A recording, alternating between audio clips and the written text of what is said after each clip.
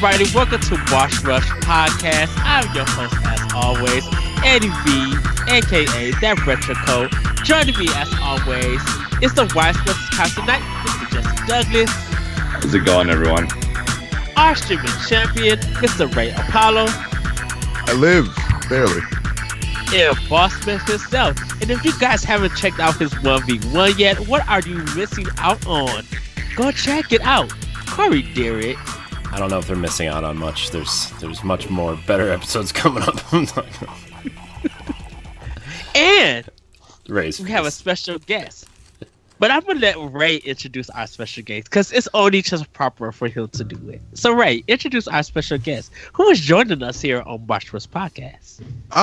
So do you ever question points in your life where you don't know anything about anything, but you need somebody who knows a lot about a lot of things, including sour cream? It's my boy, Ray Alfie. The demon sour cream is here. Josh. Oh, Finney, what's good, boys? What's good? The demon of sour cream. It's the demon Wow. sour cream. So a quick aside to that nickname. Way back when Ray and I first met, we met doing a show, Neek the podcast, and one night in pre-stream chat, our other co-host Chris, he made some comment about sour cream. I was like, "Oh God, it's disgusting. I don't like it," and it revealed my lifelong hatred of it. So ever since then, it was about 4 or 5 years ago. It's been a running joke between the three of us. That's how I was introduced every single show. Wow. Yep. Is it the flavor or the actual dip, like sour cream? It's the texture of it. Oh, so it's the dip. Okay. Mm-hmm. The dip and also the taste isn't that great. If it's like concealed by something, I can do it, like in an enchilada, but that's about it. Because I'm thinking like Ruffles, like how they got the sour cream, and onion chips. Nope. Don't like those either. Concealed. Okay. Don't let them know, Josh, but let it go. Oh, Right. everybody knows. Now they know. I live in Wisconsin. I love everything dairy, so because I grew up. He showers I was in given- sour cream. I was given Basically what given it is. sour God. cream the day I was born. They Disgusting put a mental. spoonful in your mouth. The day I believe second you pop out. I believe that. So it's just sour cream. Not okay. Not okay, guys. It's not okay. Well, before we get into the show, Josh, we want to know what have you been up to these days? Not up to an awful lot, actually. I just did a move from not my hometown, but, my hometown, where I've been living for the last 25 years or so. Moved down to Austin recently, enjoying it a lot down here. And, popping into Ray streams every now and then. We just got done playing the Division 2 a few weeks ago. Yeah, And Nice. it's going to be time for some Battlefront pretty soon. that's right, baby. Did you guys finish? What? Did you guys finish the game or like is it free DLC content? So we got to the first world tier. Is what we did. Okay. Oh, okay. Yeah, so we beat the whole campaign and just got Black Tusk to invade. And I was like, it just wiped out my whole map. I'm good. I'm done. Yeah, it's like, oh, you undid all the work that I just did. Thanks a lot, video game. So yes, We may or may not be quoting National Treasure the whole time. we absolutely were. We did, in fact, save the Declaration of Independence and the President. It was pretty great. I feel like we did that twice. It was great. We I feel did. like we did it twice. Serious. I also really enjoy. I'm playing a lot of Destiny these days still. Getting ready to go on break from that, but yeah. One or two. Wait, Saint What do you 14? mean 1 or 2? Nobody plays Destiny 1 anymore, Ed. Come on. But would you just Oh, say Destiny? Ed. Catch up. Still, would you just say Destiny? You still got No. That means the most recent. Or you play the Yeah, I think that means the one that they've been updating for the last 3 years. Well, I try to go back to the first Destiny. Why? Because Ed I'll doesn't be honest, understand I what kind of booted game it up. Destiny is, so he goes back and plays the first one. I booted up Destiny 1 probably Sweet 3 or 4 summer months ago, child. just before Shadowkeep came out. And that game is completely dead. Like, there were 2 people in the tower with me, I think. There are more people playing Destiny 2 on Stadia than there are people playing Destiny 1. Actually, God. I don't know about that. I genuinely think there's more people playing Destiny Shut up, 1 on Josh. Let me have this. What is this Stadia you're talking about? Guys, we should get on the forefront of this and start a Stadia podcast just in case it becomes big. Yeah. That will guarantee that it will fail. That dangerous. You better go alone. Rip javelins for hire. It depends how many people who still pre-ordered the Stadia the first time get their system, because they still haven't got it. I mean, I'm just gonna put it out there. Mine will be here on Monday. So yeah. Can you please stream Stadia? No, Yeah. I have an actual office full of actual equipment. Why would I stream Stadia? Because it would be hilarious. Just say here's my video of me playing Stadia, and then show some papers, and then set it on top of the papers. So weigh it down. Ustream or one of these. I feel like Stadia and streaming at the same time on Ray's internet might actually crash the network.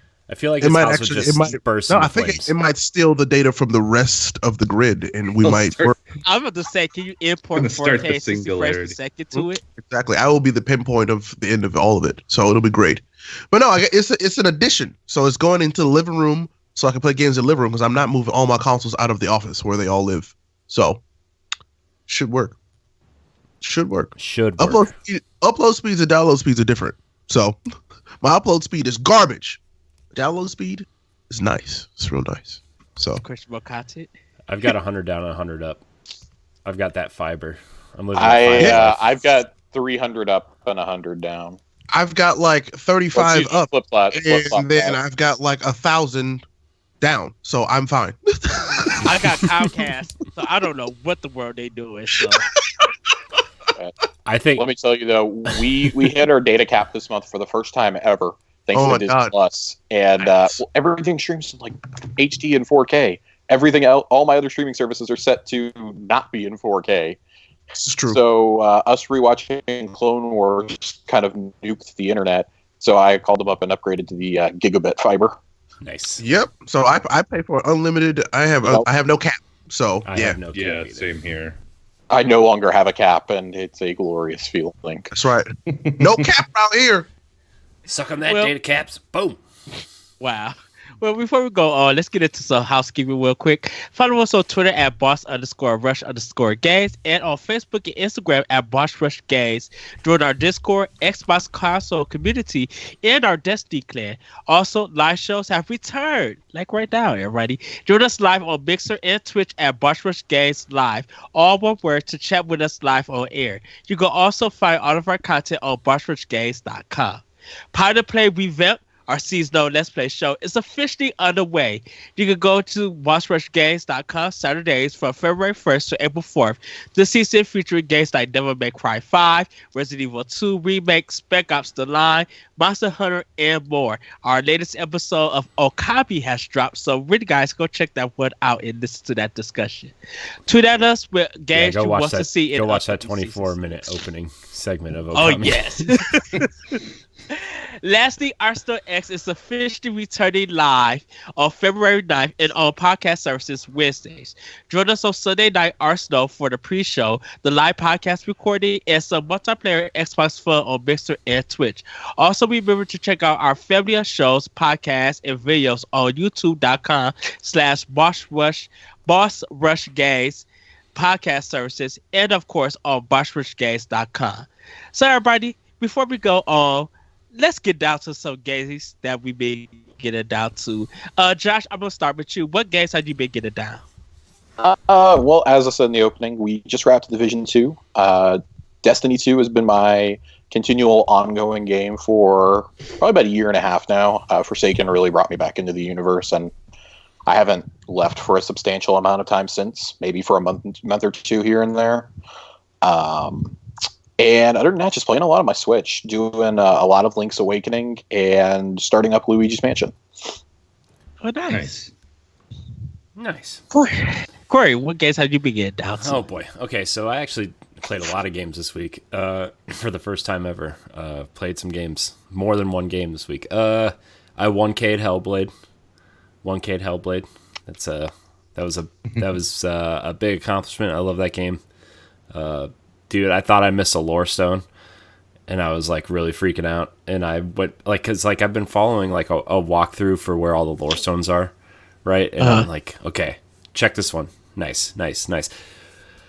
Well, there's one that's like there's a circular stairway towards the end of the game where you have to go up and unlock a door and look down and rebuild a bridge through your super eyesight or whatever. And like you go down and like I forgot to get the lore stone underneath the stairs. So I was like crossing the bridge. I'm like, where's this last lore stone? And I'm like looking at the walkthrough. It's like, it's at the bottom of the stairs, I'm like, what stairs? And I was like, oh, I'm past where the walkthrough is. So I had to go all the way back before I finished the game to go get it. But man, that would have sucked if I missed like the last lore stone. Because like, not that game's a terribly long game, but to go back and try to get that one achievement, 8 or 9 hours is a long time. So I'm pretty sure that's the one I missed.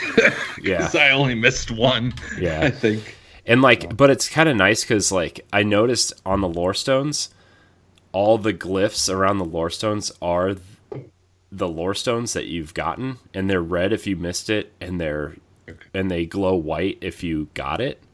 So it was like I was like, oh man, I found the one after the one underneath the stairs. So like it's just like this one that's sticking out red. I'm like, oh no, I gotta go get it. So. But I 1K'd Hellblade. That's a great game, and it made me even more excited for Senua's Saga when it comes out. I mean, I played Hellblade when it came out, and I got about 3 or 4 hours in, and I just dropped off of it because, I don't know, probably Destiny expansion came out or something. And I just decided to go back to it after the trailer for the second one, and I finished it, and it was a great game. So I have officially moved on to finish Rise of the Tomb Raider.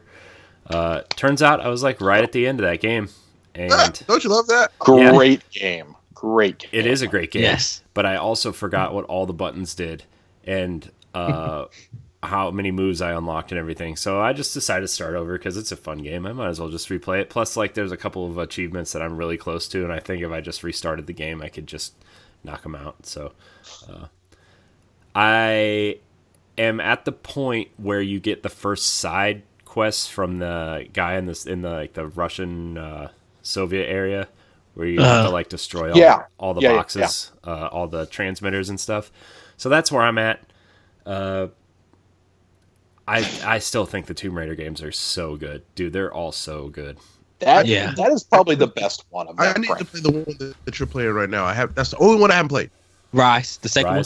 Rise is the best one, I would say. I love Shadow of the Tomb Raider too. I know that game kind of got mixed reviews, but I did actually love that game a lot. Yeah. But I think we talked about it. We said that Rise is first, Shadow second, and Tomb Raider, the reboot, is the third one. But they're all fantastic games. Yeah. Crystal Dynamics is just such a special studio. Yeah, I have big hopes for that Avengers game. Yeah, it's gonna be that game. Well, I will judge it when it comes out. See what we get there. That's exactly it. So I think that delay was really needed. I think just even after the E3 presentation, that delay was really needed for that. Yeah, that's a game I could see being delayed again. Yeah, honestly. But yeah, those are kind of the games that I've been really sinking a lot of time into. I also played a little bit more Tokyo Mirage Sessions, but I haven't made any progress to even kind of discuss on that. I want to sit down and play that game, but also I'm like, man, I don't know. I'm just really into these other games right now. It's okay to say that there are better games out to play right now. That's a summertime game. Yeah. So I mean, I have a list of like RPGs that I want to play on Switch, right? Like Tales of Vesperia, Dragon Quest XI. I need to finish Xenoblade Chronicles 2, and Tokyo Mirage Sessions are like my... So what you just told me, you just said I want to spend hundreds of hours playing my Switch. Yep. So, yeah. I do. But we do that on a normal basis. So. I do, though. But usually, like, when I'm playing my Switch, it's usually, like, Tetris, because I don't want to spend time in a handheld mode playing these grand RPGs. So, plus, like... I've been really into my Xbox this last week because I just bought a 4K TV, and I was like, dude, when I didn't have a 4K TV, I was like, I don't need 4K. You know, these games look great, right? I'm going to tell you, whoever says I don't need 4K has never played a game in 4K. It's so good. It made my eyes water and glorious 4K. 4K tears. 4K tears. 4K is nice, but 1080-60 is perfect. So I know. I had never like really sat down and really played games in 4K before, and I played. They're gorgeous. So dude, I feel plus like my TV has FreeSync on it, so I turn that on, and like when you turn FreeSync on, you have to play in 1440 for some reason. I don't know technologically why you have to do that. But also, when you do that, you can turn on 120 hertz instead of 60 hertz through the Xbox. And there are very few games that support that. But one game that does support that is Halo 5. And Halo the Master Chief Collection. And oh boy. I've never wanted to play through Halo 5. It could do 120. I've never wanted to play Halo 5's campaign again more in my entire life. Oof. I mean, it must be pretty good if you want to go play that campaign again. I do, because I don't want to die in 4K. I want to mess some stuff up in 4K. So playing through shooting stuff. Okay. Dude, you know, I mean, I'm not good at Halo multiplayer. I'm just gonna throw that out there. I know this comes as a shock to everybody, but I'm not like pro Halo player over here. So you know, but shooting guys and watching some of those cutscenes, even though I've played through that campaign 3 times. I still don't know what's happening in that story. And no clue. But when that first cutscene, when you finally get to play as Chief in that game, and they are flying the Pelican into the one of the ships that's down. Yeah, that cutscene looks real nice, dude. Oh, it looks so good. Oh.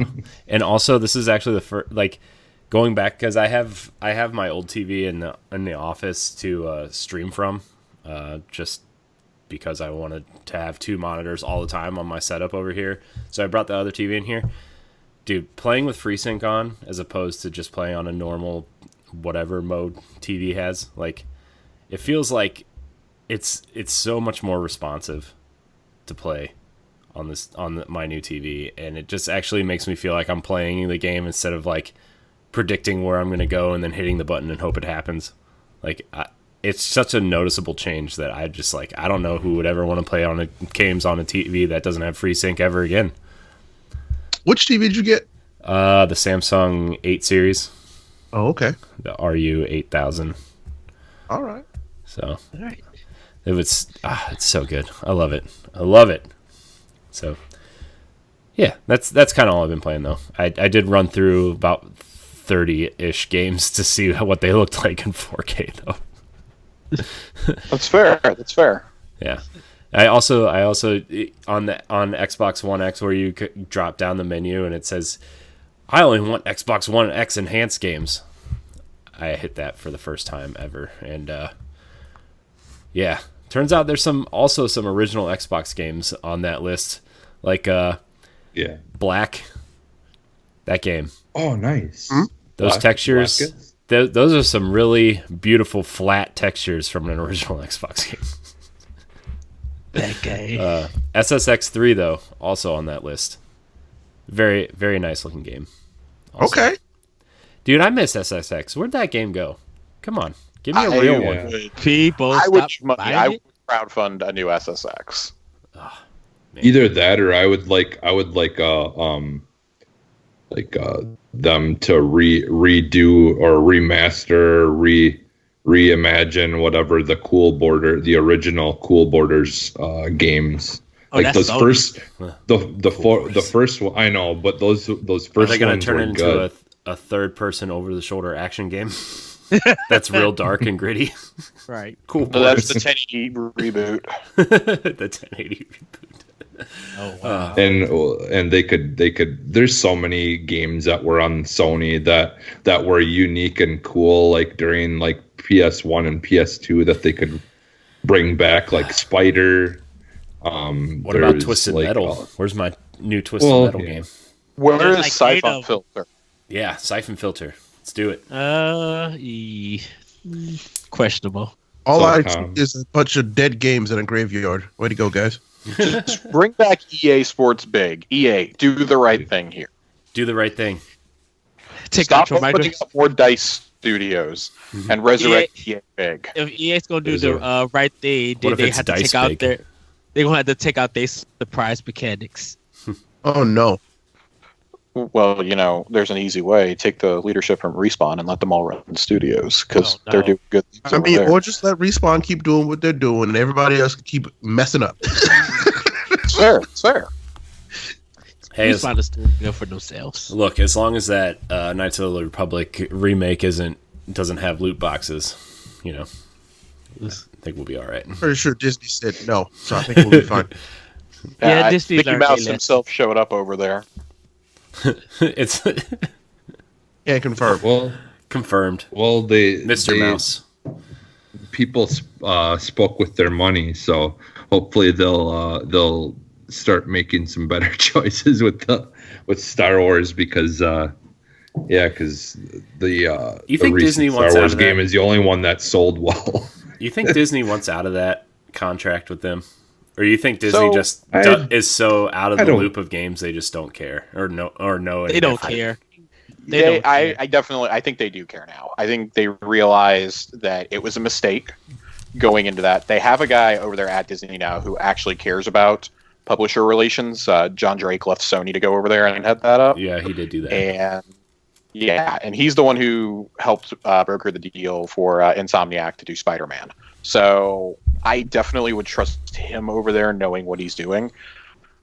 But if the report that came out 2 weeks ago is to be believed, EA has 4 games in development that are all Star Wars properties.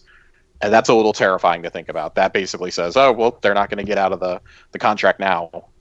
My ideal hope and dream is that at E3 2020, Phil Spencer and the head of Obsidian walk out and announce Obsidian's mystery project that they're doing, and that it's Knights of the Republic 3, and that the previous 2 games are canon.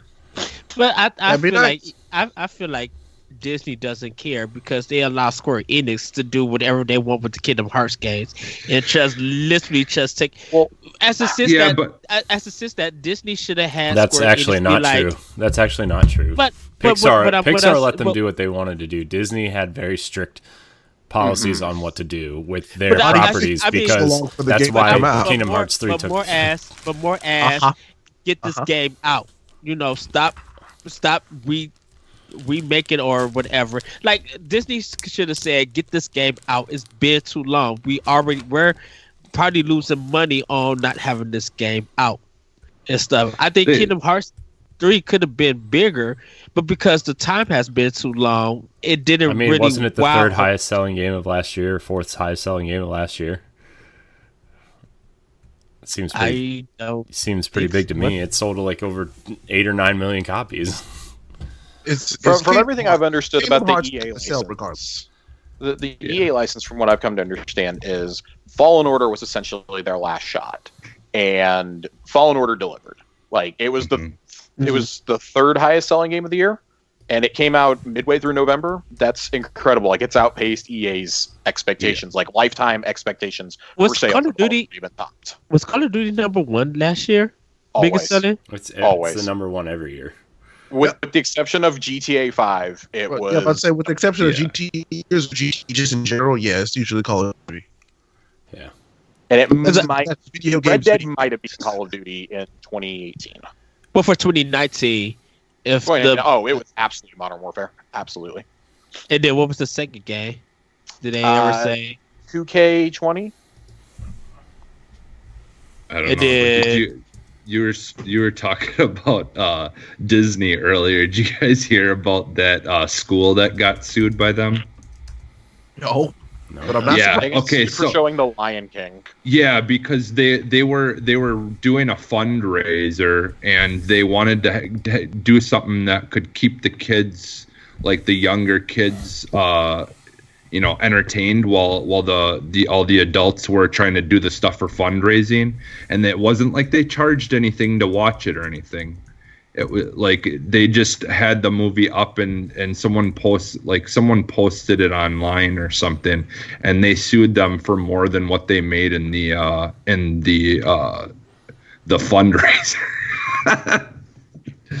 Corporations are not Disney. your friends. Thank you. Say it again for the people in the back. Corporations are not your friends. Nope. All right, the But best selling Okay. games of hold on. Year ending.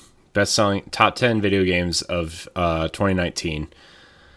Call of Duty Modern Warfare, NBA 2K20, Madden NFL 20, Borderlands 3, Mortal Kombat, Jedi Fallen Order, Super Smash Bros. Ultimate, does not include digital sales. Kingdom Hearts 3, Tom Clancy's The Division 2, and Mario Kart 8, which also does not include digital sales. Yeah, because I know Call of Duty's so bigger digitally than it did physical. Well, yeah. Well, I think that's the way most games are going now anyway, though. At least big multiplayer games. I was about to say, I think from all of the earnings calls, I think they were all up at least 50% in terms of digital sales. Mm-hmm. At least. Yeah. Yeah. Yeah. So, also, I think this is, the second year in a row NBA 2K20 sold more digitally than it did physically, I think. So, Which makes sense. 2K is nuts digitally. yeah. But then people were pissed off when they realized how much microtransaction was connected to it, like all that gambling stuff, or that loot stuff, I should say. So I wonder if that's going to affect this year's sales for that game. I don't think so. I think that this year, especially with you going into a console generation, and they can tout, if they go ahead and develop a new engine, they can tout that people are going to want to play the newest and hottest thing. There's going to be something. That is a hardcore crowd. It's like the people who buy Madden every year. They're going to buy it no matter how much they complain. We're going to complain about Ultimate Team every year. We're going to complain about how much it costs to buy the packs. We're still going to buy the game. We're still going to fork over the money. Which Right. is pretty much It's over. fans. They're fans of Yeah. basketball that love basketball, so they're going to buy the basketball game. Right. Yeah, that's the thing is there are those, like we all know at this point, there's those people that literally only get like sports games, like Right. that, like that's what they play is. I wonder, but I always wonder why some sports fans don't look at reviews or because just, they don't care, because I'll like say why when you would- only have one this- option. It's a sports game, and they're like, okay, Right. well, I've played this game every year, so That I'll play market it. is so much more monopolized than when we were kids. Yeah. That you have Yeah. that one option. You have, if you want football, you gotta go get Madden. You can't even get NCAA anymore. You have to buy Madden. But do you think players could wait just for a review before they go out and make that purchase? No, or because is it people- just people like don't get it. care. That's buying Madden So 2K, they truly do not care. So much of the audience, so much of the people that buy Madden and Call of Duty and all those games every year don't look at games like we do. They're just like, okay, Madden's coming out, I'll just go buy it, right? They don't read reviews, they don't watch videos, they don't watch YouTube videos on it, they don't watch streams of it. They buy it, they go buy it to play it, and then that's the game they buy every year. Because I know Go some look, people. go look at the new WWE ones. There's a Yeah. whole bunch of apologists. we know. No, there's a whole bunch of apologists on there. People that give it 5 stars and say, "I don't know what everyone's complaining about." Well, yeah. Like, but it's like, dude, what are you because talking about? Because the thing about it is that they'll go and buy these sports games and then they want to go on social media and complain about it, but they didn't do no research. So, and then some other people will be like, well, that's what you get for not doing your research, So that's why I wonder when people who do buy sports games or pretty much any game and it's like not in good shape or form and it's broken, do you go ahead and support the other one because that's your only choice and because you are a fan of that game or that genre, I should say. Well, the Especially thing for- is the majority of people who are buying it aren't going to comment on it, Right. because that's not like the majority. The people that are going to buy it every year, regardless, those aren't the people that are complaining about it online. Those are the people that just get it and they're just like, whatever. They just accept it, and if they don't like it, they're like, well, maybe it'll be better next year, and then they'll buy it. Yep. Yeah. Right. which So- has been I think- gradually getting worse every year. It feels like. I think So, every consumer has a breaking point too, right? Like Call of Duty is still year over year the best-selling game, but even that we've seen the sales decline this generation. yeah, Like yeah, Ghosts did really good, but it was such a overall horribly received by the community that Advanced Warfare didn't do that good. It's like the lowest selling Call of Duty I think this decade, even though it was still finished number one in its year. Like clearly things have to change, and I think every consumer has that breaking point. I got to that point with Star Wars games. I couldn't buy and support them anymore because I wasn't enjoying myself. I didn't like them. I didn't like Battlefront. I loathed Battlefront. I got Battlefront 2 when it came out and hated it so much. Took it back that weekend. Did not play another Star Wars game. I was really iffy if I was going to get Jedi Fallen Order until I saw it in person at Celebration Chicago and was like, okay, I'm a believer. It's Respawn. Let's do it. Yep. But yeah. even that was a gamble. Like I remember Ray and I talking about it like 2 weeks before it came out. I was like, "Oh God, I really hope this is good." Like I am really scared. Yeah. It had to be. I didn't even get the Battlefront game. I mean, I bought it with my PS4 because it was a digital pack for the first Battlefront, but didn't want to play it because I was just like, not all Star Wars games have been a hit or like really work well, and I'm like, this coming from EA, who has kind of had problems with their development and stuff. I just don't trust them with the Star Wars license. I'll say this: they created with the Battlefront games, they created one, the best scale I've ever seen in a Star Wars game, but two, the most beautiful looking Star Wars games. Like it felt like you were in the movie. Yeah, for just a lot of period. people, Those games are gorgeous. DICE makes some of the best looking games in the entire industry. Like that, DICE using Frostbite, using their own engine, is just a match made in heaven. It's incredible. But Stop forcing it on every other studio. Right, that's what I was to say. Yeah. Like DICE is the only one that could. They're not all built for the same types of games. So yeah, I like to look at Battlefront 2 though, like not to be an apologist for it, but seeing the turnaround that game has had, the incredible community support, and how EA pumped a ton of resources into fixing that game. It now runs so well, and it is such a fun game to play with friends. This is probably going to be a staple of my catalog for the rest of the year. Like I'm genuinely having so much fun. They stuck with it, they fixed it, and they listened to the players. And that's kind of how Rainbow Six Siege was. And Jesse, you know this. Like it was like bare bones when it came out, and people did not like it. People didn't like it. Still loved it. Yeah, but over time, that game got fixed. Yeah, and it got extremely better. And it feels like sports games, like it feels like EA don't put the time in, or even 2K. They don't. It feels like they don't put the time in to fix those games. So the next iteration, you gotta just make game of getting it. You gotta think about it too, though. Like it's not 2K's fault that WWE they didn't have the time because WWE is so in charge of that property and so influencing of that property. Anything with a license is so influenced by the license holder for the most part, right? I mean, there's exceptions like Spider-Man, I'm sure is a huge exception, right? Because, so many people like that game, but that's because Insomniac knows how to do movement and make games and really, I'm sure Marvel Games is like, look, we want to do this right. We want to make sure everything. That's why Avengers wasn't rushed out in March, right? Like that's why they delayed that game even on too. the topic of Spider-Man, like Marvel had final refusal privileges on the story as far as I've understood. Like they had to sign off on the story, on all the major plot beats, the cameos, the references. Marvel signed off on all that because they've actually taken that iteration of Spider-Man and brought him into the main comics universe. They've brought him into Spider-Verse. And that's kind of, it feels like the same thing they did with Ultimate Alliance 3, that Marvel worked with Nintendo and the Tecmo Koei to get that game together for the characters, how the story plays out. Like Marvel, I feel like Marvel approved all of that also, I mean, they have to. Yeah. When you're managing an IP that big, you have to. And I think that's where with those two games, I think that's a result of them learning their lesson with Battlefront 2.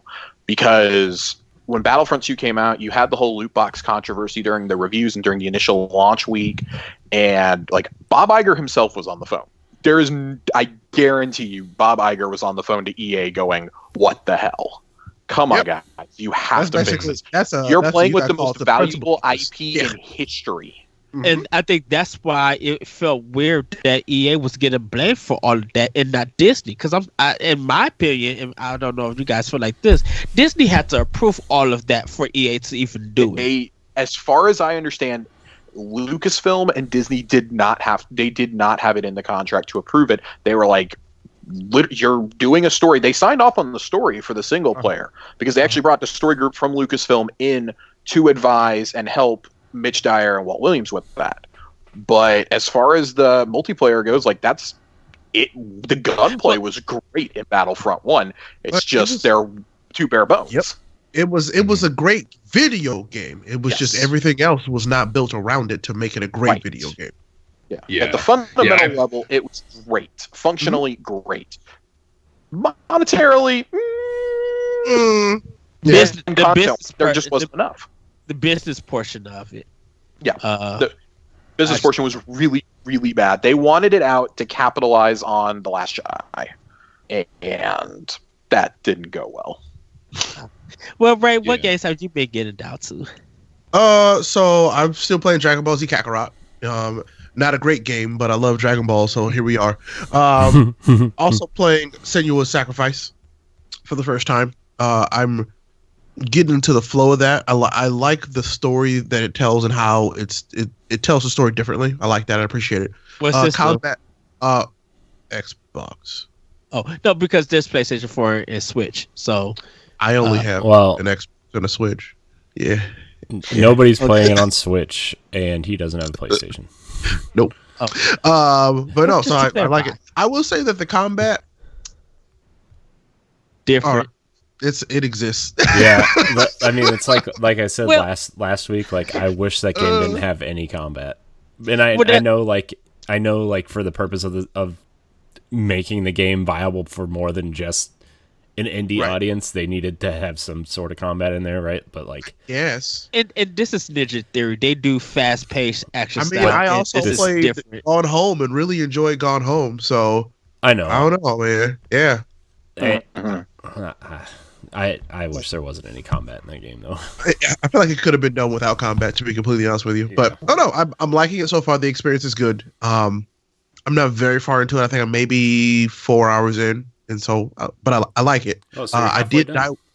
Yeah, I died once and didn't know how or why I died, but I was like, okay, well, I died. So, let's see that. What's the limit of death before the game resets? Is it? I think that's like a spoiler. So I don't want to talk about it. Well, I mean, it's been out there. So I think that's going to be my next Game Pass game. It's going to be Hellblade. I really want to try it out. Yeah, absolutely. Good. Yeah. Other than that, I started playing Fantasy Star Online 2. Yeah, how's that going? I freaking love this game. And because if you people can look at games and be like, yo, that's a Ray ass game right there. Yeah. Yep. And that's exactly what Fantasy Star is. And I love this game. And I'm gonna get, as soon as it's available to like play forever, I'm gonna get lost in this game. It's gonna be what Destiny is to Josh right now. It looks faster. It's faster. It's more fluid. I mean, it's still just as bad in terms of like, voice acting and, overall anime is, but I love it. I love it so much.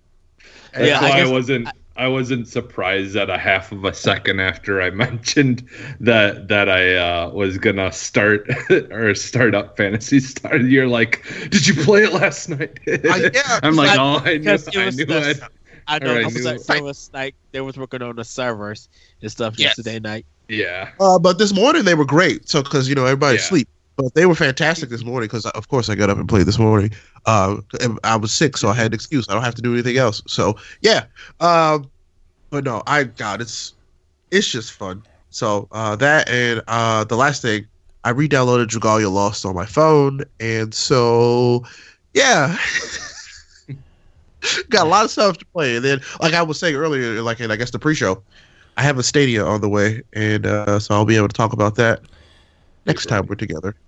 Yeah, I'm like as much as we all rip on Stadia, like to each other or on our own time when you're listening to a podcast and you're like, Stadia that exists. Yeah. I am really interested to see. I can't wait till next week's conversation because I know, Jesse, you've been using xCloud, and That's why I'm not interested. Well, no, I already have a better. I want to hear the back and forth on how Stadia works and how it compares to kind of xCloud. I want to hear that conversation and see can Stadia actually be a viable option for someone, in the next 6 months to a year. You know what I mean?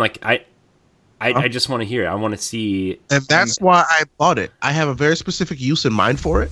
And I also want to have an actual formulated opinion on it. Not just, I've seen and heard that it sucks. No, I can't keep doing that. I want to be able to talk about it from my own personal experience. I know for me, it's more of Google intentions of coming out, having what they're marketed, but it didn't, because this is their first kind of video game service for them.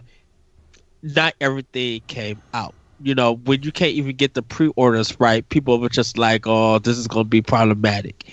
And then just some of their business decisions and everything. It's kind of weird why people are knocking on Stadia. It could be viable in the future, but a lot of people just be like, well, if it's going to be viable in the future, you should have delayed this and put it out to. Well, they should have just made it. Put the word beta on. Yeah, and it would have been fine. Because the thing that's really gonna stand out for it, that honestly will make it unique, is once the integrations start coming out, where you can do the whole click on someone and it pulls up a YouTube, the YouTube video stuff and all those. Once those things that they kind of talked about, as being the future of it, actually are something tangible that actually exists, then maybe I'll start caring about it. But until then, what I have in the console streaming thing for the xCloud right now is more than enough. Well, it's just that definitely with Stadia was showing the 4K 60 commercials and it didn't actually have 4K or 60. People were just like, why are you even showing this? You haven't even delivered on that promise. And you marketed this thing for that to be this out of the gate, and we don't have it. So it's kind of seeing how what Stadia will do for 2020. I think that's going to probably be a story that a lot of people are going to follow this year. So, I think you get a nail right on the head there. This is going to be a story that people are going to follow, because with xCloud going out of beta this year and with Series X coming, we probably can deduce that Amazon is going to reveal what they're doing games and streaming wise within the next, I'm going to say 6 to 8 months. We're going to find out. I'll be shocked if we haven't heard about it by Gamescom. You've got the 3 biggest tech companies in the world that are invested in this to this degree going at it. And you should want all of them to succeed, because when one company succeeds, that breeds excellence. And you don't want a monopoly. That's just the way that I feel about consoles right now. Each of the 3 consoles has its own niche that it's doing really good. Xbox is great with services. Nintendo, you've got the 2-in-1. PlayStation, you've got probably the best first-party lineup in history. And there you go. Questionable. Each of them is challenging the other. Questionable, and that's what's arguably it's the best first-party lineup in history. But you've got definitely the best in-house talent, I think, over there. So everybody's got their own thing, and they're all trying to compete with each other now. Microsoft is trying to tackle portability. They're trying to get more studios. Nintendo is hanging out in their own world, but even their services they're all right. They need to be better. And you've got Sony is about to have to go on the defensive for the first time in 7 years. Which is good, because we know a defensive Sony breeds good stuff. That's how we got the PS4 in general. So, Well, right. Yeah, that's why I said questionable for some things with Sony and Microsoft and even Nintendo. It just depends on the person you sometimes talk to. that they view. No, but because some people may argue that this system might have the strongest lineup in history. I agree with you that Sony had a strong first party. So Ed, I see you, but I usually just go by the numbers. If you look at the reviews, pound for pound, Sony's had the best lineup, and that's just yes, you can argue it based on preference, and that's fine. I mean, I would say when it comes to the numbers of ways reviewed, Sony's winning. Horizon, God of War, Bloodborne, and Uncharted 4 are probably the top. It's Spider-Man 5. It's Spider-Man, from Insomniac, are probably the 5 top, PS4 first-party exclusives. If you want to go with that, completely great with that. But you look at Nintendo with Breath of the Wild and some of their other games for Switch. You look at Xbox and some of their other games when they came on the Xbox One. It kind of depends on who you talk to, who might say that Sony had this. I mean, if you're looking for people's opinions, but I mean, right. Pound for pound, I think definitely it comes down to, not to draw this out, I think it definitely comes down to Sony. You got Naughty Dog software doing exclusives. You got Insomniac over there. You've got Sony Santa Monica. You've got. You even look at something like Days Gone that sold so well, and it didn't review great, but it's one of their best selling exclusives. It's up there. It's literally up there with Horizon and God of War in terms of sales. So Sony has, because Sony has some titles that people will, because they are a fan of Sony, they're willing to get their first part. They're willing to give it a try. Days Gone was iffy because of the Ray. days. How's Dragon Ball Z Kakarot going? but I'm just saying that. Sony does have some good first-party games, but I'm just saying that it sometimes depends on the person you talk to about. So what Ed is trying to say is he doesn't like PlayStation games. He doesn't like when people assume that PlayStation games are the best. Moving on. Look, I have 65 plus PlayStation 4 games, so that says something. That says that you have a lot of PlayStation 4 games. That's it. That's literally all it says. But I have 65 copies of Legend of Korra. Oh. But is that what you've been getting down to, Ray? I'm sorry. Yep, that's it. Jesse, what have you been getting down to? So I tried to start Phantasy Star Online too, but all I did was make a character, and if you know me, you know that I try to make the most ridiculous looking character that I can possibly make. Usually, I make a guy with pigtails and a beard, and I usually make it the hair purple or weird colors, and then make him really super buff. So it's a big buff dude with pigtails. But this time I went with this crazy Elvis kind of hair where it kind of goes like a foot in front of your face. Oh, so a pompadour. Yeah.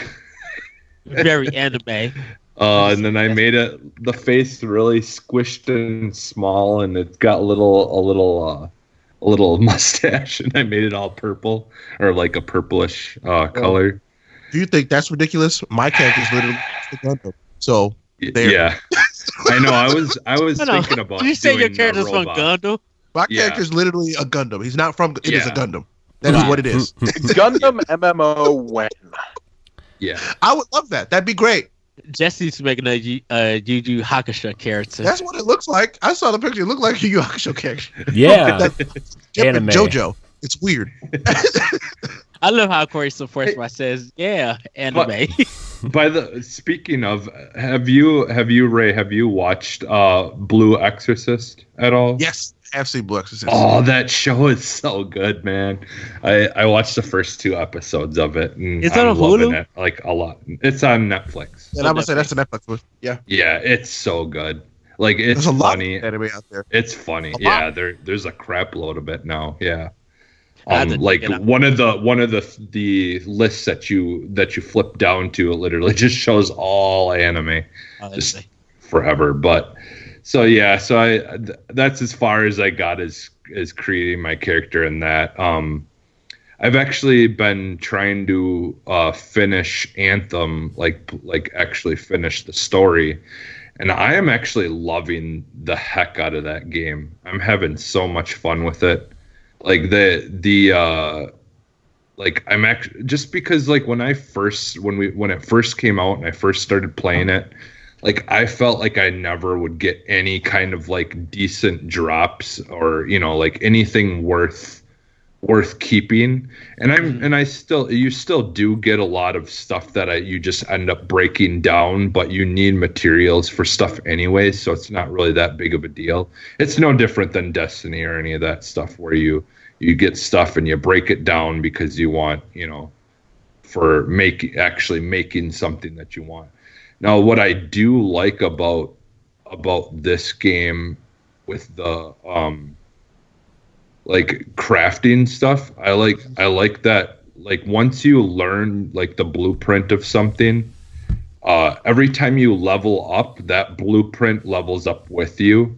So it will always be like 1 or 2 levels higher than what you are, or what the the weapon that you have is. So then that way, like if you get the materials, if you want to keep, like let's say you found your specific gun that you really enjoy using and it works really well for you, if you have the blueprint for it, you can keep crafting just that one every time you level up to keep on raising your armor or your armor levels. And so like they did a really, really good job with that whole crafting stuff of like, making it easy. Like we're in Destiny, you got to wait for something to drop that will actually, bring your levels and stuff up. Whereas with this, you can, you can actually just keep on crafting stuff if you want to. I mean, you still get drops where things raise your levels up, but once you do that, then you can better everything else, like things that you actually want to create and build yourself. So it's kind of nice. And then what's kind of cool about that as well is when you craft stuff, kind of like Division and stuff. There's a random like perk things that are usually connected to the item that you craft. And so a lot of times those things will like be cool, like you'll get something really nice, like plus 10% marksman rifle ammo or like things like that. And yeah, like that part of the grind of that game actually is enjoyable, which very seldom do I enjoy the grind in games. Really only Destiny and probably this are the only 2 games that I've really didn't mind the Division, the first Division, I didn't mind the grind in that one either. But yeah, like I'm just having fun with it. Like honestly, I've always liked since the beginning the world that you're playing in. Yeah, I just wanted to finally finish it. I had planned on doing it eventually. I mean, even some like missions, I'll just for the heck of it, I'll put it on hard, just to see if I get better drops. It is difficult sometimes when you're doing it by yourself. Instead of having a 4 group playing during a mission. But it's doable. It's fun. I've gotten used to all the like the movement and all that stuff, so it's pretty fluid. Like when I'm playing on hard by myself, I get into kind of a rhythm and it's fun. Like doing the like flash dodge, like when they're like certain attacks are about to happen, to dodge right at the last second, so it doesn't hit you, and or fly around to evade things or whatever. I'm really honestly having a lot of fun with it, and I do hope that we do get like the big overhaul thing that they kind of talked about, because I really do want to love that game. So Do we think that they actually address Anthem at EA Play this year, or do they sidestep it like they did last year? Sidestep it. I don't know. It depends on. I think it depends on how much those rumors are. Are they wanting to like revamp it, or are true, and like how much they have done of it? You know, like that I think would be the only reason why they talk about it. It's because they're really proud of what they decided to come out with. Yeah. I think they're going to sidestep it because of we're coming up on the 4. 1 year anniversary this month of the game. Mm-hmm. Yeah. Did you just said 1 year? Dude, I feel like that game came out like 3 years ago. Doesn't it feel like that? It feels like it came out forever ago, but it's only been barely a year. Yeah. See, I think they're going to, like I said, sidestep it to Dragon Age 4. They're EA Play, they're going to focus more on that than they will for Anthem. Well, like if I was going to say something about Anthem, I would probably say like GDC or something like that. Well, I would hope that they would do like a dev doc, like just do a really well done YouTube video, explains all the changes and put it out there, and then let everybody else just kind of pick it apart and do it. I would pay for Jason Schreier to write a book about Anthem's development. Ooh, I probably think just do that like you said, that God of War style documentary about like what they're doing, and like, because that, like that's the thing is, like a lot of people really were, like weren't pleased with Sea of Thieves when it first came out, right? And it just turned into a brilliant game. You're right. That's a really good example, because when Sea of Thieves came out, we tried that. We were like, nope, this is not good. Don't like this. But now it's a fantastic game. Yeah.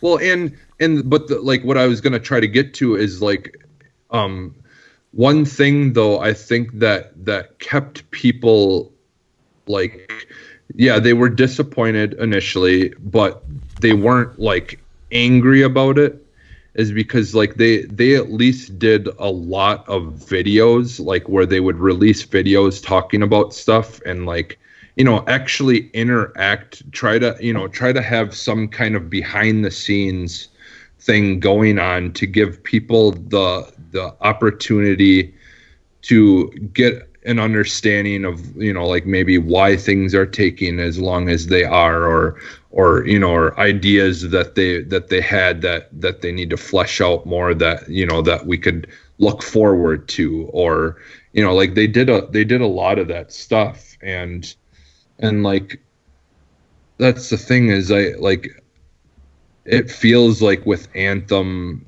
they didn't quite fight for it enough.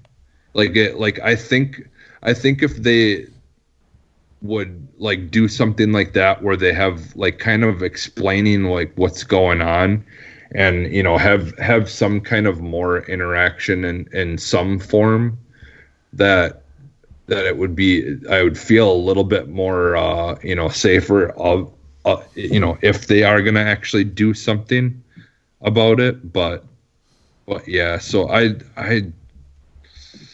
part of me hopes that they do something and say something. Even if, like you guys said, it's just like a video thing, or like if they just start a series of video things where they, go over stuff more. It really depends on if EA is willing to allow BioWare to focus on that and put it out there, because EA would just be like, we'll take the criticism, try to spin it, and we'll move on to something next. So if EA gives BioWare that chance to do it, yeah, I'm for it. I mean, also something that we haven't really talked a lot about either is like the higher ups at EA, the changeover in the there's been so much changeover at the top of EA the last year, maybe year and a half, that like we're starting to see maybe the decisions they're making come through now, as opposed to what they were making like a year or two ago. I think that's kind of important to spell out now too, right? Like there are different decision makers at the top of the food chain now, and with Xbox, and look how long it took Xbox to turn their ship around. Maybe EA is starting to make that shift too. Instead of doing business, actually think about the development in the community. Yeah. maybe not as well as Xbox is doing it, but I think they're moving in that direction. And like Jedi Fallen Order is a big step that way, and the changes to Battlefront is a step that way, and hopefully the work they're pouring into Anthem and Dragon Age is going to show us that way too. So yeah, I'd definitely like to see that Apex. game go the way of the of No Man's Sky, where all of a sudden, they completely just make it a viable game and people are playing it and talking about it again. So Yeah. Well, there's no reason they can't. that's what you've been getting down to, Jesse. Okay, so I am going to get to the 2 games because that's what was required for me. But I guess that's normal. So I finished Darksiders 3 on Xbox One. It's an okay game. It's I think that game wasn't really optimized yet. I had to reset my system 7 times just for the game to load to get to the last boss. And I'm playing on the Slim. Like it would literally just freeze. Cutscenes weren't loading and everything. And I'm just like, I'm at the last part of the game. And mind you, this is brand new. I bought Darksiders 3 when it first came out. And I put it away to play some other stuff, but it didn't get scratched. It didn't have no mess on it. It literally looked like it was still brand new, and it had all of these problems. So I was just like, this game is okay, but because it's not optimized, I don't think people are going to really enjoy it and stay with it. If people decide to get to it, play Knack It's on for my PS. It's downloaded on my Xbox One X, so I'm gonna play it at some point. Started up Knack on PS4 because I beat part 2. You're prepping for Knack 3, aren't you?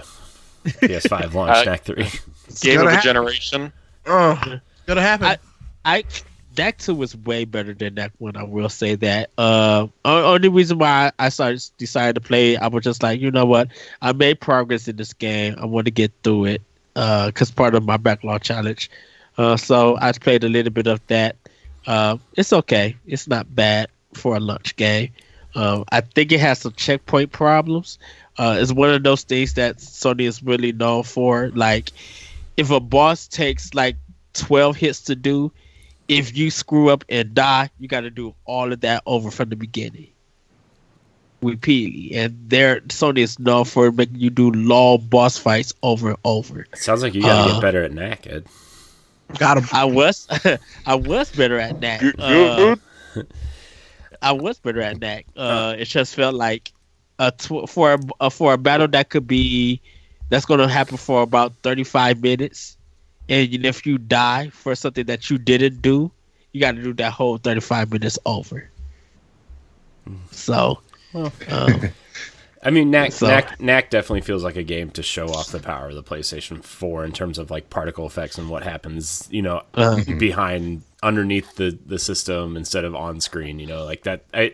That's exactly what Knack spells out. I mean, it wasn't exactly the greatest game when it came out either. So. Yeah, so I'm gonna leave it right there because I played more, but I'm following the rules of a particular person that we should only did 1 or 2 games. I mean, I'm just saying, like, there's 5 of us, and we're an hour and 10 minutes into the show. I mean, and we're still on what we've been playing, so, and some of us have to be somewhere in 20 minutes. We're going to get into our question corner. Aaron Morris asks, why isn't Josh podcasting on a regular basis? But he asked also a serious Good question. Oh, shots fired. For someone that's never played Final Fantasy VII, should that person play the original or just wait for the remake? I've heard the remake has made a few changes. Doesn't matter. Josh, I'm going to let you answer the first part before we get into the second one. I just haven't podcasted in a while since the end of my previous show because I'm kind of waiting for the right idea to come along. I think there's a ton of really good gaming podcasts out there and pop culture ones specifically, since I don't just talk about gaming. Movies are a huge passion of mine. Probably a bigger passion for me than gaming, quite frankly. And I think if I could find a way to do a unique show that doesn't feel like other ones that are already out there on the market, then I would do it. But we'll see. We'll see what the next couple months bring. I've been brainstorming a little bit. Let me pitch you the idea that I had called Real Talk. REEL Talk. That's a phenomenal name. And I kind of want to steal it from you. It's a movie podcast. We're already doing it. We'll talk. Yeah. We'll talk.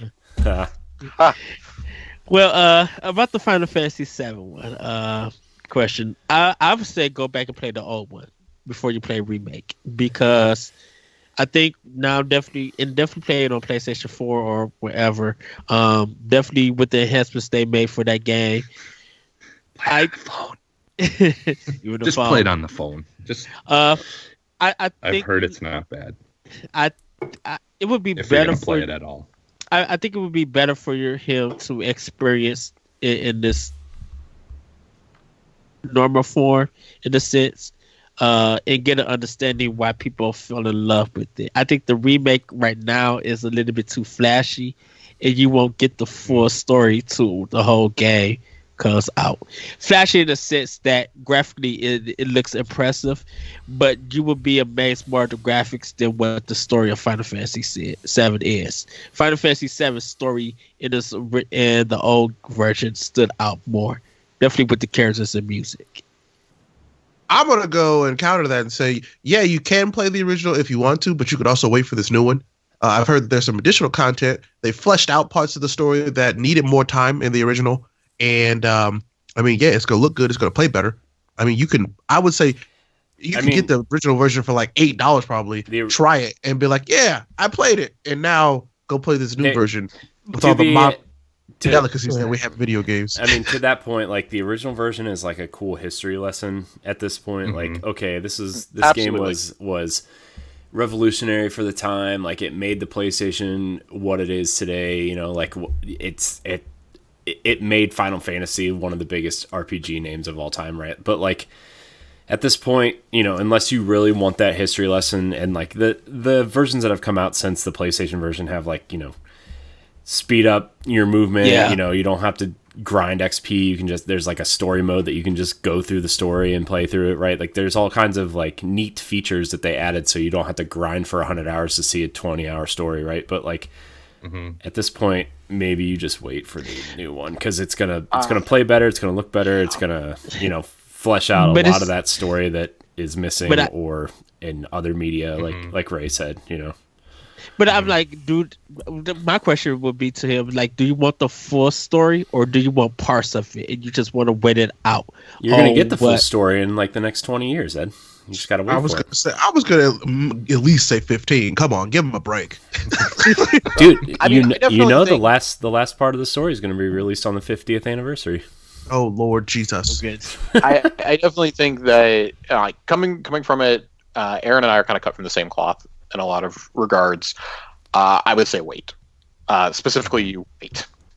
I think that you're going to enjoy the combat in the remake a lot better.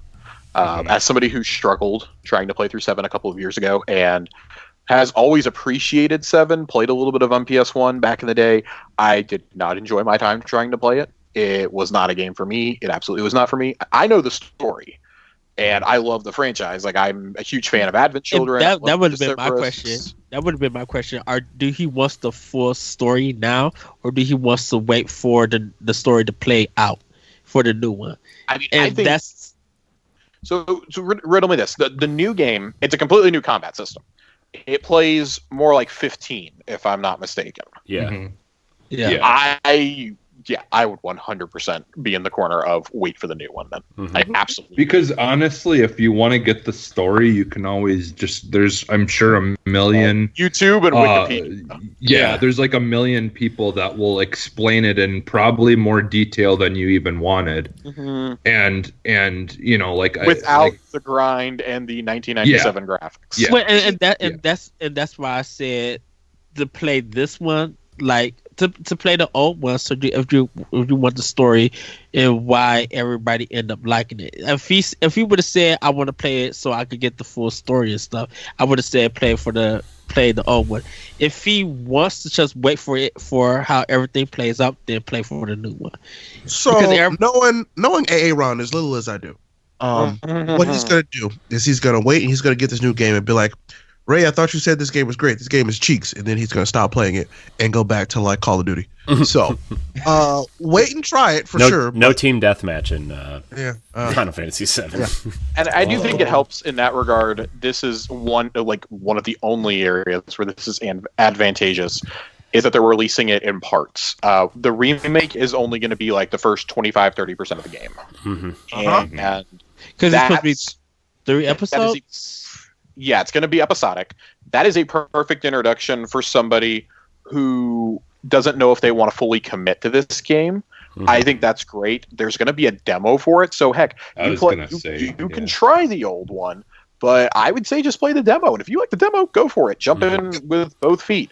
I'm waiting until there's a complete edition 3 consoles from now. As someone who It'll be 2 consoles from now. Relax. As someone who does not care for Final Fantasy VII, the original, I am very excited for this remake, just from the fact that, like, as someone, I feel like Final Fantasy 15 doesn't get a lot of credit for how good it is because it's so different and so, quote, weird as compared to the other ones. But, like, I'm really excited for this combat system. I'm really excited to see this story through because, like, you hear so much about Final Fantasy VII all the time about how, like I said earlier, how it changed the way people perceive JRPGs and made them mainstream, whatever. And, like, as someone who's a big fan of everything that came after it, I want to play this game.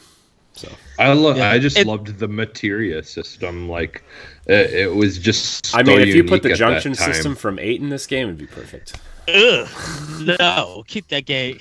I think that, especially with some of the remakes we've seen lately, there are ways for the remake to become the definitive version of a game. For example, Resident Evil 2. Yeah, nobody's going to think of the original. It was. I think now. That was the highest rated game of last year. So yeah. Like, that fundamentally changed it. Resident Evil 3 is likely going to do the same exact thing. And I can't wait. The remake of 1 did the same thing too. And the thing, on the GameCube. And the thing with the thing with Final Fantasy VII when it first came out, it kind of was episodic because it was on 3 discs in a sense. So you were able to wait if you wanted to. Like, if you didn't like the first disc, but you finished it and you decided to play something else, you could play it and then be like, oh, I can go to the second disc, in a sense. Ed's talking about PlayStation 1 games like their DVD box sets. But I'm just saying that the first game, because it was broken into 3 discs, was Final kind Fantasy of like... VII Season 3. Remember when PC you'd have to have like 7 discs to install a game? Hold on. And one of the discs was just the installation disc? Yeah. Oh, man. Let's move on. Deshaun Malone asks, there's a story about how Ubisoft says that PS5 will run most PS4 games. Is this a sign that maybe PS5 won't be totally backwards compatible at all? I'll go ahead and take this one, the initial answer. I think that there's not much to read into it. I think legitimately they're going to try and get as many games backwards compatible as possible going into this next generation. And I think when they say you use phrasing like this, one, it's to protect them in case there's something that they can't move. So people can't be like, oh, you promised every single game. Yep. Think back to Xbox 360. Steel Battalion couldn't work on the 360 because of the peripheral. Yep. Likewise, until Rock Band 4, you couldn't bring forward your Rock Band and Guitar Hero instruments. And some of those you still can't bring forward. You can't play the old Guitar Hero games or the Rock Band games from disc. You had to have imported the songs to Rock Band like way back when you were playing it on 360. Was that a license problem with that? Yes. It is 100% been confirmed to be a licensing problem by Harmonix. That's why even back then when you could export songs from Rock Band 1 and 2 to 3, you couldn't export certain songs because of the licensing issues. You had to rebuy those few songs as DLC. So I think this is just PR speak to kind of shield them from any sort of backlash of, well, you made a promise and you're betraying your promise now, because I can't live without Guitar Hero 1 on my PS5. No thanks. But to expand on what Josh has, I agree with everything Josh has said.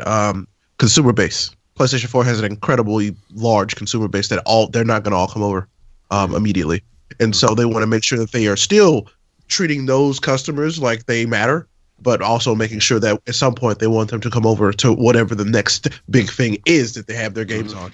Right. It's exactly what Xbox has been setting up this generation too. It's about what you can offer people to make the transitions as simple as possible. You want to give them options, but also let them know there's something better. I think you're not gonna have any exclusives. I think when it comes to backwards compatible, you got to think that this is Sony and not Nintendo's backwards compatible. Because if you just pop the disc in, or you put your Game Boy and your Game Boy Advance and stuff, it just automatically works. I don't know. I tried to shove a Wii U disc into my Switch. It didn't work very well. No. No. Please insert $60. Right. No, but like when Nintendo does stay backwards compatible, it's just like everything works from the start. So it's not going to be that same BC for PlayStation 5 in a sense. What are you talking about? I had to buy a special piece to put my Game Boy Advance games in my GameCube, Ed. Wow. That's separate. Oh, but it's not the same. I think that it's not the same. When you're comparing Game Boy games going to Game Boy Advance, one, that's a completely different time. That was 20 years ago. Well, I mean, to Ed's point, like the Wii U, you could put Wii games in the Wii U, you could put GameCube games in the Wii. Like, I mean, Nintendo does have a roundabout history of backwards compatibility. But we have to then mention exactly that there is no backwards compatibility with the Switch from the Wii U. So yes, there is. It's called Buy This Game Again. But people might count. It's called NES and Super Nintendo Online. Right, but some people who hear BC might think of that kind of way of happening on PS5, that they could pop any disc in or any digital purchase they made from past. I think yet to be seen. I just think I don't know. with the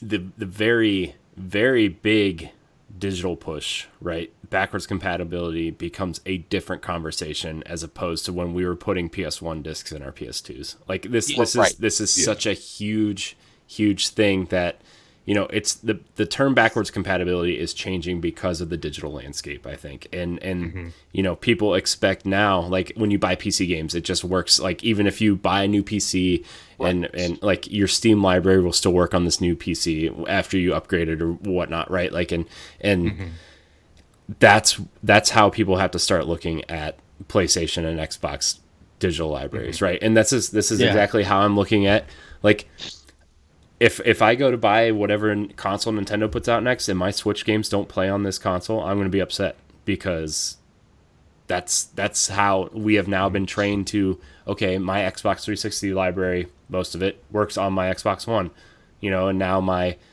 Series X Xbox One games are going to work on my Series X, but also, like, where does that line cross now too? Like, I don't know. I just feel like we have to really start thinking about backwards compatibility. I ultimately think it's a lot simpler than what we're all trying to make it. Exactly.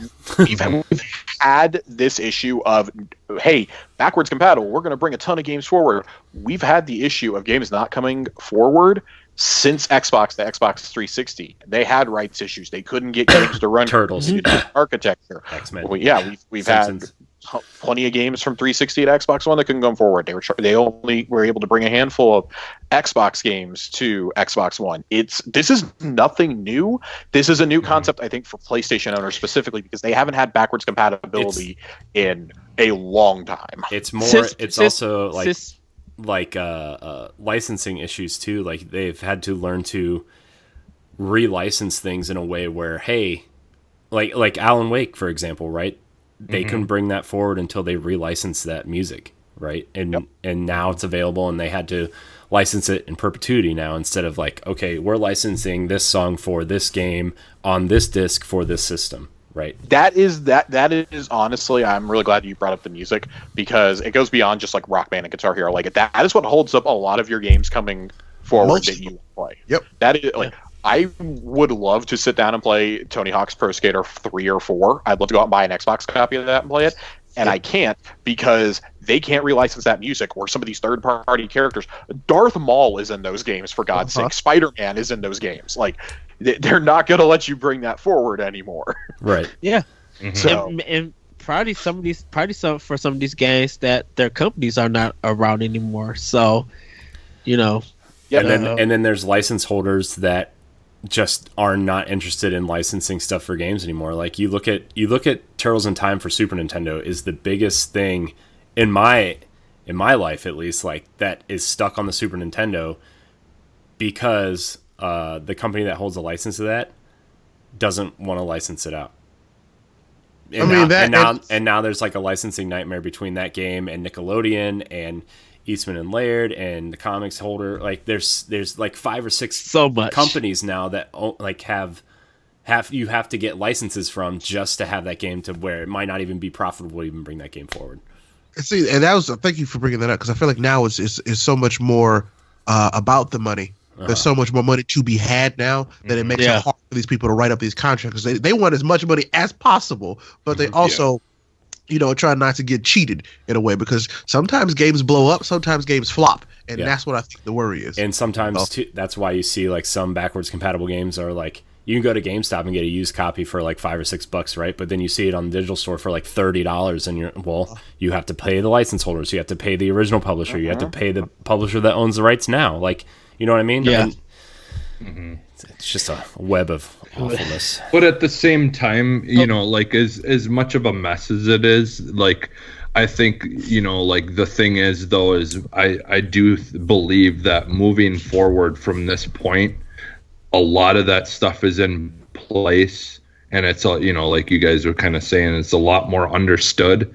So I think that the chances of a lot of this stuff being backwards compatible moving forward is a much bigger chance, just because like I think that's why like you guys were saying, with the stuff digitally costing more than buying it physically, I wonder sometimes if some of that stuff isn't like already being pre-figured out, that plus like once it's in the thing, to talk between like the physical and digital stuff too, is like the reason why a lot of stuff goes on sale is that a lot of companies that sell the games in the store, not including GameStop, like they don't have shelf space to keep games that are 3-4 years old, so they'll put them on clearance, right? And that's why you can buy a lot of games digitally or physically cheaper than digitally now too. And you gotta also think about first party versus third party. So, but we're gonna move on. Samantha Cross asks, with Nintendo opening their own theme park, what franchise company do you think would fit the theme park mode? For me, there's only one that hasn't been adapted into a theme park already, because you've got Nintendo, you've got Star Wars just opened at Disneyland and at Walt Disney World. Oh, I'm so excited! I'm going in like 3 weeks. Campus coming to Disneyland next summer, which I'm super pumped for. There's only one franchise left, and to me, that's Pokemon. I think Pokemon. I thought you were going to say the Fast and the Furious. Wow. Yeah, I will never say that. I will live my life a mile at a time, but not at the park. The whole thing will be themed on Tokyo Drift. That's good. Okay. Joke. I would pay actual money for that. I think I would say Media Molecule. I think some of their games would fit a nice theme park or friend. I would love to see like a Little Big Planet kind of franchise thing in like Universal or something. This is so easy for me. This question. Jesse, what's yours? Mine's Studio Ghibli. So that's actually happening in Japan, though, isn't it? Yeah. I partially, yeah. Isn't it like they have? Is it part of the Disney stuff, or is they just doing their own thing? It's not part of Disney. I know not. that. I think it's because they're owned by Sony now. Yeah, it's their own. It's their own thing, but it's going to be based on the 2 major lands in it. I think are based off of, at least one of them is Howl's Moving Castle, and I think Castle in the Sky is another one. Yeah. With little areas based on like Spirited Away, Kiki's Delivery Service, Ponyo, Totoro, things like that. Okay. Yeah. See, that's. I want Yu-Gi-Oh! Real bad. Let's make a real Battle City. Bro. Give us a Battle City. Hold up. Digimon, That sounds digital more like an arcade game than I. If you give me a Yu-Gi-Oh attraction at Universal Studios, I want you to listen to me. If you give me this, I will move my butt to Orlando, Florida. I will buy an annual pass to Universal instead of Disneyland, and I will go every single week to play in Battle City. Yep, give me Battle City. I would like let us. I will buy a dual disc. I will like all my let old us cards. go and compete, and it resets every day. And you get new champs, and like it would be nuts, and I would love it. Let me summon a Blue Eyes White Dragon in the middle of Harry Potter Land, and you will have my money forever. Yep. Let's do it. But picture this: you're in a Megazord. You're fighting. Wow. Okay. We're going for outlandish things that will never happen. That I want to see 50 years from now. I want to be an old retiree in a Gundam. Okay. Yes. I mean, Power Rangers should have been done, but I feel like Saban is real stingy with their licensing. Like they should have had a Power Rangers land somewhere, but they just didn't. It seems like a really big I honestly cannot believe that Power Rangers Land did not happen when Disney and ABC held the rights. Agreed. Yeah. It's kind of ridiculous. Corey, what would you choose? I don't know. I mean, Nintendo was kind of like the one that I was always surprised didn't have theme parks, right? Because like they're basically Disney's version of Japan's version of Disney, where like they're so not in the way of like, oh, they spread their license everywhere, right? But like they're so stingy with their IP and they want total control over everything, right? Like they're just that way, right? And as a huge fan of Disney, right? Like I love the way those parks are set up, and I always wanted to see like, oh well, what would Hyrule Castle look like in a theme park instead of Cinderella's castle or Sleeping Beauty's castle, right? Like I always wanted to see what they could do with that, and now that Nintendo Land is opening up, it seems to be more based around Mario and Donkey Kong and like that set of characters instead of the Zelda stuff. But I mean, Zelda would be cool. I think like if they really did Nintendo World, what I would say correctly, they would have like a Tomorrowland based off of like Metroid and Star Fox. They would have oh baby, yes. Like they would have like the castle would probably be Peach's castle, but you know how they just redid Fantasyland? You could put a second or third castle back there of like Hyrule Castle. Give me, because I know you go to Disney just as much as I do, Corey. Yeah. Give me a Star Fox ride in the vein of Avatar: Flights of Passage. Yeah, I have. Look, the last time I was there, because my wife got pregnant and now we have a kid, and like we haven't been since she's been born. I haven't been since Avatar opened. We were there a week before it opened, so I'm going in about 3 weeks. Josh, we had this conversation on Twitter. I'm going in about 3 weeks, and I'm going with my dad because we're doing a boys trip before, like, because nobody's getting any younger, right? And we wanted to do something before something, just like a just in case type thing. And we're going, and I was like, look, you make Avatar fast passes, you try to get the Star Wars stuff, like you do whatever you can to get stuff that we haven't done yet. So do Star Wars in the day and definitely Avatar at night. Yeah. So that's coming off of that though, like if you did like a Star Fox thing kind of like that, because I have watched videos on it, like I think that would be really cool. That, or like even Soarin' almost for like or even Star Tours almost to that point. Dude, give me an F-Zero ride and a meetable Captain Falcon. Yeah. Well, and I was just thinking what you could do is like what you have, in Epcot, like the Epcot area. You could have have just like, instead of all the different countries, it could be like give all me the F-Zero different test track, you cowards. Oh yeah, there my you go. God. Oh yeah. Clean up on aisle 7. So we're going to move on. Greg Osterman III asks, what's your perfect breakfast and how do you prepare it? My breakfast is pretty much getting pancakes at a pancake shop. Pancakes, that's it? Gosh, Ed. Well, and eggs. Ed, why are you so boring? Why are you so boring? Pancakes? I don't do breakfast as much. If I don't do pancakes, I do a fresh toast. So, to clarify the question, does it need to be something? What is my ideal breakfast if I make it, or if I go get it? It just says, "What's your perfect breakfast?" I mean, I got the some Earl Sandwich answers. has some pretty good breakfast sandwiches. I'm going to throw that out there. Don't even bring Earl a sandwich into this, my friend. Dude, I have $100 worth of gift cards, and I'm taking down with me to Earl Sandwich. So The best. I've had two amazing breakfasts in my life that if I could, I would recreate every single day. The first was brunch, where you order your drink that you want for brunch. So a screwdriver, a mimosa, a Bloody Mary, whatever. Then you pick your food. They put your food on skewers, and it is sticking out of your drink. And let me tell you, it's a phenomenal experience at 10 o'clock in the morning on a rainy Saturday. But the other one, at my favorite brunch spot in Dallas, the Meddlesome Moth, there's a breakfast sandwich there. It's 2 pieces of sourdough French toast, 2 pieces of ham, 2 pieces of bacon, and 2 fried eggs in it. And let me tell you something. You eat like a king when you eat that sandwich. You may not move after that. You may have to get them to bring the car to you, but you eat like a king, and you may very well die like a king that day.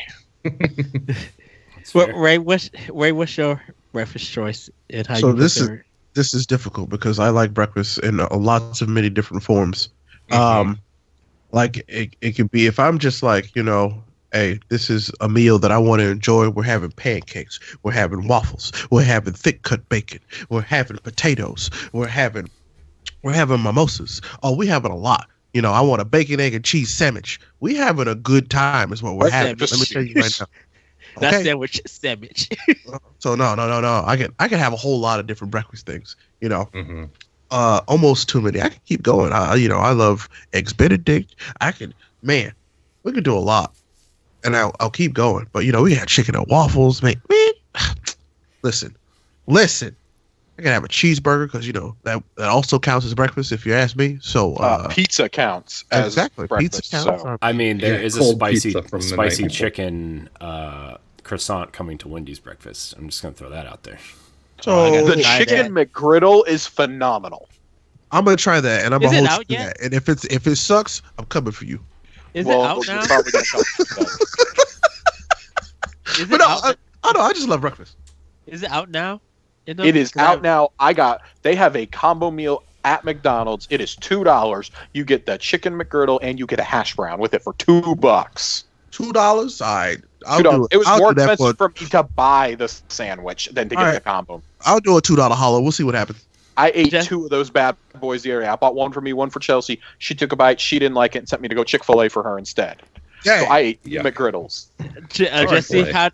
Who How just do said yuck to Chick-fil-A? Chick-fil-A sucks. Boo this man. Jesse, Boo what's this man. You must not have gone to Popeyes. Chicken sandwich is Chick-fil-A way is better. better than Popeyes. Every time you say Chick-fil-A sucks, Josh, we're not gonna I do get this really again. sad. We're not gonna do this again, Josh. It's bad. Jesse, what is your breakfast? I don't like a place where you've got to put everything on the sandwich yourself. It's just the bun and Wait, a what are you talking about? yeah. At the What are you Chick-fil-A, talking I about? went when I went to Chick-fil-A. They you not gave me order a they sandwich? gave me Just tell them No. what you put on the sandwich, and they'll put it on it. Yeah. they said. I said I wanted a chicken sandwich. They gave me a bun with a chicken patty on it, and I looked at it and I'm That's like, what what? was a chicken sandwich? That's the number 1. Jesse, My what man is goes. My man My goes. man "Hey, I didn't want a order chicken the sandwich." deluxe and is upset that they gave him My the man regular. said, "I want a chicken sandwich," and they're like, "Here No, you go, dude, sir, this chicken is- sandwich." And he this goes, is- "Well, "You just gave me a chicken sandwich," and it's like, "Yeah, that's exactly what you wanted." Yeah, but you order a chicken sandwich at Popeyes and it has actual sauces on it. It has you don't have to put that stuff. Yeah, Dude, you don't you get the- you don't have first to of put all- any of first that of all, stuff on. It's not as bad as when Ed told me the first time he went to Chick-fil-A. He got the grilled chicken sandwich. Well, yeah. That's the because first because I don't know when it comes to chicken sandwiches, I don't normally eat them breaded, and I just wanted to taste the chicken without the seasoning, just the breading And to see how it Second tastes. of all, you not don't to- need not to anything mention on our- this our- Chick-fil-A spicy chicken sandwich. You get the spicy chicken sandwich, no pickles. I don't like pickles. But then you get mayonnaise and Chick-fil-A sauce, and you swirl them about the bun, and then you fold the bun so it mixes them together, and then you put it on the sandwich and you take a bite, and it's delicious. I'll be very clear. My man is an artiste over here. The spicy chicken sandwich at Popeyes is better than the Chick-fil-A spicy chicken sandwich. The regular Chick-fil-A sandwich is a place of its own. There's nothing that can touch that. Thank you. I will agree with that. I will agree with those sandwich I've ever had. Yeah, see, I want to. Yeah, I don't. Now, if they took the spicy chicken from Chick-fil-A and they made spicy chicken nuggets, you best believe I'd be there every single day. Which is weird they don't, but yeah. Literally, I have to go to Wendy's for my fix, my spicy chicken nuggets. Jesse, we got to get your answer before we get to the last question. That's fine. I don't need to answer my breakfast question. That's fine. Honestly, hey, I got cut out a couple episodes. I didn't get to answering things either. I don't know, man. There's way too much good stuff when it comes to breakfast. But if I'm just like going like quick and fast, something I just want to grab quick and don't want to spend a lot of money, I love getting the breakfast crunch wrap at Taco Bell with jalapenos in it. Nice. Corey, what is your breakfast? All right, this is gonna, Josh. I know you're gonna like this one. All right, so let me tell you, the thing I'm looking forward most to when I go to Disney in a couple weeks is when we go to Chef Mickey's at the Contemporary Resort. Now, what I usually start out with, you get some.